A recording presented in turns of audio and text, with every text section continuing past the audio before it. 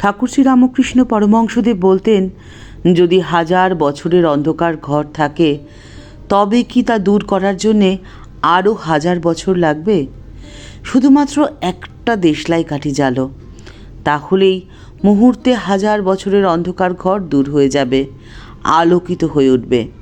আর এটাই হচ্ছে জ্ঞানের স্বরূপ। আধ্যাত্মিক জ্ঞানের আগুন দেহ মন তন্ত্রের সমস্ত পাপ, সমস্ত অসৎ ইচ্ছাকে দূর করে দেয়। আর তখনই সেই জীব আর জন্ম নেয় না।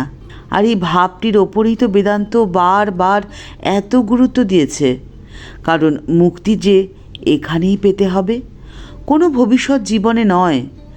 বেদান্তে বলা হয়েছে জীবন মুক্তির কথা, অর্থাৎ জীবন্ত অবস্থাতেই মুক্তি। আর এই মুক্তি কিভাবে সম্ভব? না আত্মজ্ঞান লাভের মাধ্যমে সম্ভব। কিভাবে আত্মজ্ঞানী হওয়া যায়? ঠাকুর বলছেন, পরমাত্মার আলোতেই আত্মা আলোকিত হয়ে অনুভূত হয়।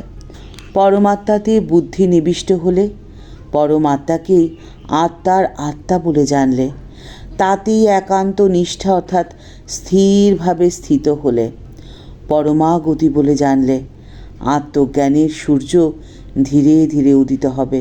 আর যার মধ্যে এই অনুভব হয় সেই তো আত্মজ্ঞানী। আর তারই হয় জীবন মুক্তি, অর্থাৎ জীবন্ত অবস্থাতেই মুক্তি।